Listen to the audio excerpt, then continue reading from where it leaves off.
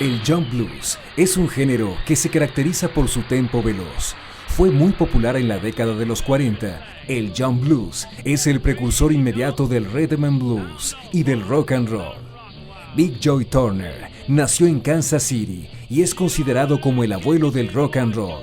Con sus 2 metros de estatura y sus 150 kilos de peso, era el centro de atención en los escenarios. De acuerdo con Doug Thomas, el rock and roll jamás hubiera ocurrido sin Big Joe Turner.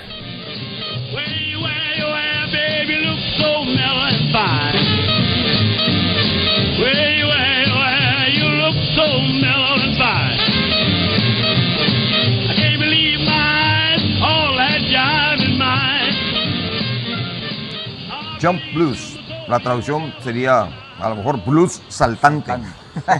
Saltarín. Sí. Bueno, es un blues, es un género de blues más enérgico, más con más ritmo, más rítmico, se presta más para bailar. En los 40 por ahí aparecieron bandas como ya bandas más grandes, ¿no? Ya Claro. con metales, a lo mejor con cierta influencia del jazz, ¿no? Músicos de jazz, a lo mejor más entrenados, al menos en la teoría occidental de la música, ¿no? Claro. Como Lionel Hampton, Louis Jordan y todos ellos que estuvieron por ahí en el medio, ¿no? En el ambiente. ¿Alguna anécdota que tengan por ahí o cómo ven ustedes el blues a esa distancia, el jump blues en particular a esta distancia? Mira, yo creo que el jump blues es un poquito el salto a la alegría, como que si te vas remontando a la parte rural, pues era un poco lamento, triste, Sí. los blues campos triste. de algodón. Sube a la montaña, el Piedmont Blues, empieza a hacerse un poco más alegre, empieza a incorporar elementos, aunque sean domésticos, caseros, pero Sí. le empieza a dar alegría. Y el jump definitivamente pone a saltar a todo el mundo. Claro. Ahora sí que con el jump blues se incorpora algo muy importante, yo considero, que es que le metieron ya el cable a la guitarra. Sí, T-Bone es posible. T-Bone Walker aparentemente es cuando empieza y es el que más surge en este género con la guitarra ya eléctrica, Sí. porque acuérdense que primero pues era pura acústica, Sí. después viene ya con el siguiente paso que platicamos, donde tocan ya más rítmico, pero sigue siendo acústica, Acústico. y aquí ya le meten el cable, entonces Sí. ya es eléctrica, y entonces las mismas bandas son prácticamente orquestas, como Sí. lo acabas tú de mencionar, en donde ya incorporan el saxofón, incorporan Metales. clarinetes, metales, Sí. y es una música que también se dice que es entre guerras, por eso es un poco más alegre. Sí, entre Porque tú Primera la y acabas de Segunda mencionar, Guerra Mundial. estás diciendo 30, 40, se Sí. acababa la primera, todavía no empezaba la segunda, Sí. entonces la gente quería festejar, la gente quería, entonces esto le vino a dar vida a esa parte. Es cierto. Hay una anécdota también muy posterior de los 60 que ocurre lo mismo con las guitarras eléctricas, ¿no? La guitarra eléctrica que es, digamos, el arquetipo de toda la forma rock and rollera, ¿no? De toda la música rock and rollera. En alguna ocasión lo mencionaremos, después lo trataremos con más calma, pero en alguna ocasión pasa lo mismo. Bob Dylan, que era un músico totalmente acústico, en festivales Newport, que eran totalmente puristas, y un día lleva una banda, se enchufa y todos se enojan, ¿no? Todos se molestan. ¿Cómo es posible el purismo? Vamos a romper con todo lo que es el folk. Sí. Pero yo creo que era un movimiento necesario. ¿Por Claro. qué? Porque las audiencias eran mayores, ¿verdad? Claro. Entonces es No se como oía. ahora. Pavarotti, ves a Pavarotti y ya Pavarotti, bueno, ya murió, pero cuando hacía conciertos y muchos de los otros cantantes actuales de música selecta, de música seria, usan micrófonos. Es correcto. Y sistemas de amplificación, como estos, como hay muchos aquí. ¿Por qué? Porque las audiencias son mucho mayores, ya no Claro. son las salas de 50 personas, Claro. donde la ópera se hacía acústica, ¿verdad? Claro. Sin micrófonos. Claro. Digo, no existían en la época, ¿no? Pero como quiera, las salas eran mucho más pequeñas. Entonces, siempre hay una resistencia, en general, no nada más a eso, siempre hay una resistencia en el statu quo Sí. a todo lo que es algo nuevo, algo que se sale de los cánones Claro, establecidos, ¿no? definitivamente. Pero hay una necesidad de ello y por eso funciona así, ¿verdad? Además era poner la guitarra un poquito al frente, porque acuérdate que las orquestas, pues con los metales tapaban prácticamente la guitarra. es. Entonces, al menos lo que he escuchado y lo que he leído es que a T-Bone Walker fueron los primeros que se le vio conectándose, cableándose, y además no solo eso, haciendo shows, se ponía la guitarra por sí, atrás. No sí. fue Hendrix. Como era Cab Calloway también. Así Cab es, Calloway era se un pasaba showman, la ¿no? guitarra y Sí. se lo ponían por todos lados, más o menos por ahí va. ¿Tú eres purista o no eres purista? ¿Qué piensas del acústico y lo eléctrico? Yo prácticamente disfruto de la música de blues y todo lo disfruto cada uno tiene su participación, tiene su desarrollo. Yo creo que una parte muy importante de esto, y si me permites ampliar un poco más, retomando la cuestión del jump blues, la parte esa necesaria de expresarse ya a través de otros instrumentos que no tenían las mismas características de una guitarra o de un banjo donde se expresaba la música de blues, sino era ya de una formación académica que tenían todos esos músicos, entre Jay McShann, entre los mismos cantantes como Big Joe Turner, Jimmy Witherspoon, Jimmy Rushing, que incluso se fue el primer cantante de blues en la historia, y que ellos, apoyados en bandas ya con otras técnicas, con otra forma, pues daban el impulso, ¿no?, a esa música que la sociedad necesitaba en ese entonces, abrirse a otros hemisferios con instrumentos europeos y generar una música ya con un cambio de letras, el contexto jump, y la música ya comenzaba a ser bailable. Es ahí donde se incorpora la sociedad blanca, que estaba restringida a otros márgenes musicales, y es ahí donde le llama esa situación. En ocasiones lo hemos platicado, pero no hemos ampliado mucho de ello. Siempre hay un ente atrás de todo eso, ¿no? Sí, claro. Y realmente eso tenía un objetivo social, y era buscar de esas minorías llegar hacia esas grandes mayorías, que es el salto del cual estamos hablando. Claro. El crossover, ¿no? Exactamente, a través de incorporar la tecnología de las grandes salas, pues obviamente para llegar a esas grandes masas. Claro, recordar cómo Kansas City fue una pieza clave también en el desarrollo del rock and roll, porque Bill Haley era de esa zona y precisamente utilizó esas formas con el contexto del rock and roll antes de que se acuñaran en el 52 con Alan Freed el contexto rock and roll. Sí, correcto. La frase, ¿no? Exactamente, sí. Rock and roll. Rock and roll, de hecho, hay una connotación sexual en la población afroamericana. Eso es, tiene una connotación directamente sexual. Exactamente. Rock and roll, pero lo adoptó Alan Freed y bueno, pasó a la historia, ¿no? Por eso. Se ha mencionado por ahí que el jump blues es el antecesor directo del rock and roll. 100%. Así es. Y del rhythm and blues, ¿no? Yo creo que no solo del rock and roll, sino también del boogie, también de todos estos ritmos del propio rhythm and blues, como lo comentas, el rockabilly. Ya ves que el rockabilly como de repente lo tenemos ahí en medio de todo, y el rockabilly como que es una mezcla de varias cosas. Pues no, resulta que también surge del mismo blues, ¿verdad? De la evolución del mismo blues.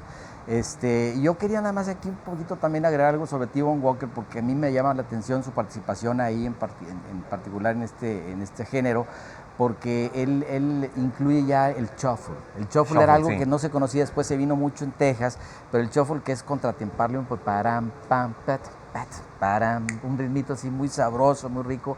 Yo creo que ¿Sabes tocar la guitarra, el shuffle? Pues bueno, pues un ejemplo, ¿no?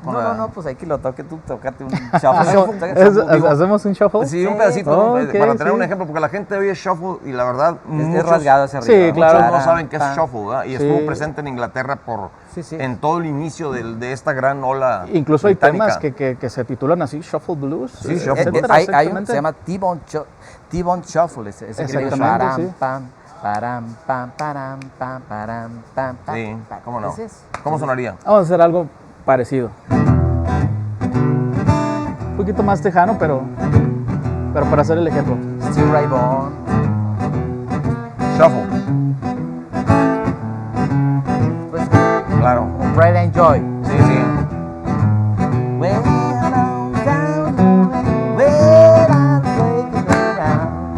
Como Muy Pride bien. and Joy, parece. Shuffle, bueno.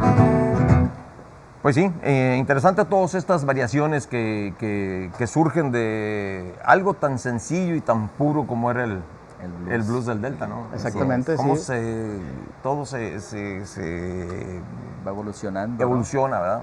Y se ramifica, digamos. Fue una evolución de mecanismos y de formas. Recordar que había blues deltas de 8 compases, de 10 compases, después los de 12. A través del tiempo hay gente que lo ha estudiado y ha visto todo eso, y es que bueno, era la forma natural. Esos músicos no tenían educación, así es que lo tocaban a la forma más lírica. Ya con el tiempo ya se fue viendo exactamente la estructuración, y todo eso fue generando pues, obviamente lo que hoy en día conocemos, y que es lo más usual, los famosos 12 compases de blues, el 12 bar blues. Dicen por ahí, dicen, bueno, y ahí está el humilde blues, género que más ha influido en la música moderna.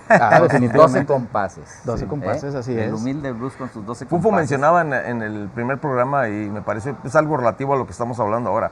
¿Cómo es posible que una música, o sea, un género musical generado de una minoría castigada social y económicamente, haya generado a la fecha millones y millones y millones de dólares, ¿verdad? En manos y en mentes de grupos actuales, como pues, todos los que nosotros conocemos, los Rolling Stones, los Beatles, Paul McCartney.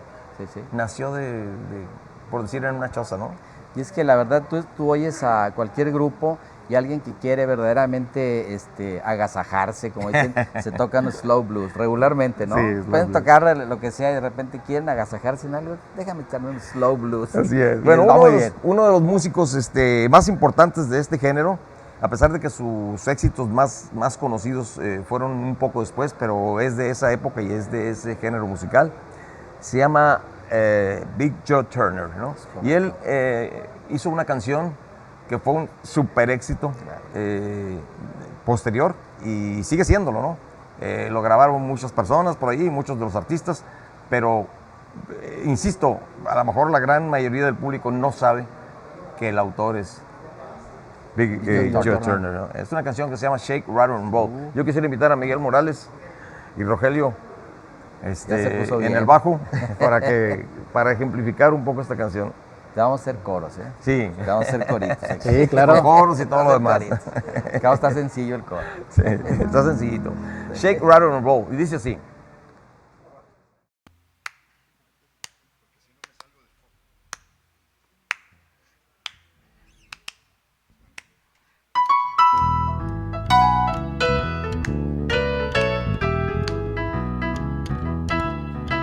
Get out of that bed, wash your face and hands. Get out of that bed, wash your face and hands. Well, get in that kitchen, make your knobs with pots and pans. When all those dresses, the sun comes shining through. When you wear those dresses, the sun comes shining through. I can't believe my eyes, all that mess belongs to you. I believe it to my soul, you're the devil and I know. I believe it to my soul, you're the devil and I know. Well, the more I work, the faster my money goes. I said shake, ride it and roll. I said shake, ride it and roll. Shake, ride it and roll. Shake, ride it and roll. Well, you won't do right to save your doggone soul.